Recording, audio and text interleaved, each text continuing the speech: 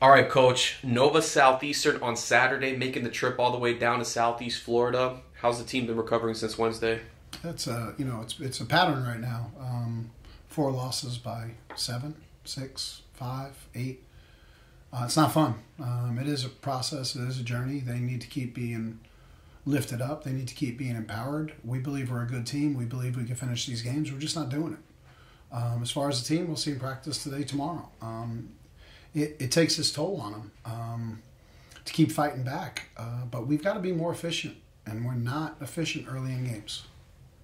It seems like, especially with these close losses by single digits, it's always one factor that was missing that it appears to be the difference. When you look at it from a box score standpoint, it seems like, oh, this is what cost us the game, or that's what cost us the game. But we know with you, Coach, that it's a collective group effort, and there's always things that need to be tailored up. Yeah, just finished watching the first quarter for a second time because it's so important to put your footprint on a game. And you missed 5 layups, 2 by guards, 2 by posts.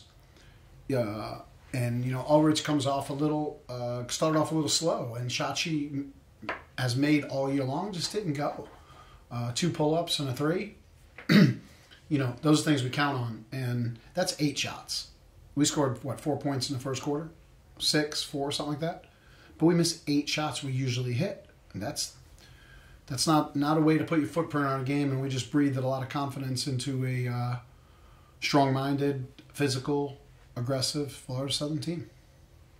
And speaking of that aggressive factor, really not a lot will change. If anything, it kind of gets amped up with a Nova Southeastern team that seems to still find its groove, and it seems to still stay consistent at the top of the piece. So kind of some thoughts a little bit about what it's going to take to try to maybe upset the Sharks or just find a way to get them off their game.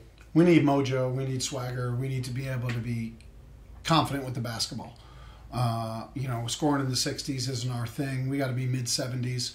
Look, Southeastern certainly one of the better offenses, not only in the conference but in the country. And the head coach puts out a good offense, a good disciplined team, a lot of athletes across the board, a lot of shooters. And they're scoring the ball at a tremendous rate. And they're playing well. And they're finishing games. And those are some of the things we're trying to find as we, head to the second half. And there's a lot of game left. But we've got to find a spark.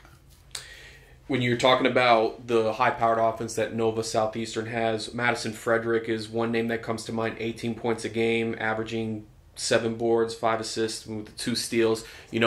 Players like that, how do you look to try to contain them? We talk about players in the past with Tampa and Eckerd, they got their go-to players, but with Madison in particular, what's kind of the game plan in terms of trying to stop maybe some of their better players? Well, we're going to have to make an adjustment, potentially if Alex Button is out of the lineup, which is 50-50.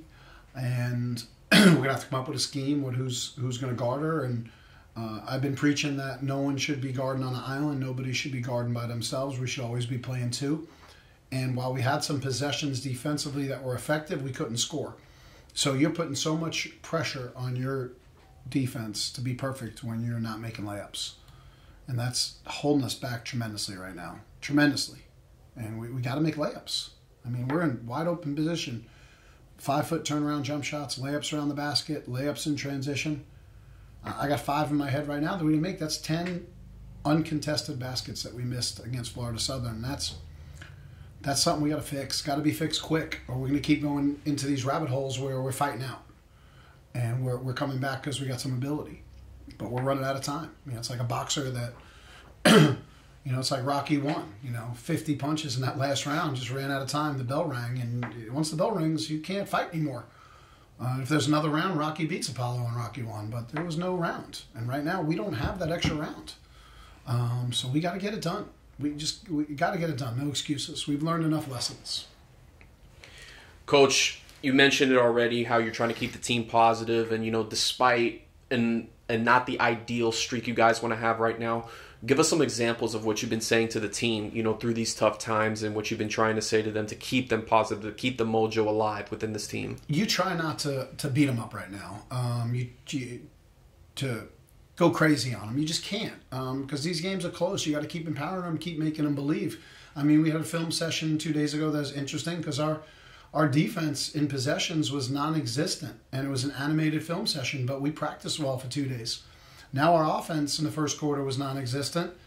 We'll have 2 film sessions today, but we're a good basketball team. Yeah, we're a little shorthanded. We got a couple guys not playing, or a couple guys out, or a couple guys could be out, but we still have a good basketball team, and they need to be inspired, they need to be empowered, and like I said, these lessons keep coming, but hopefully we put it all together.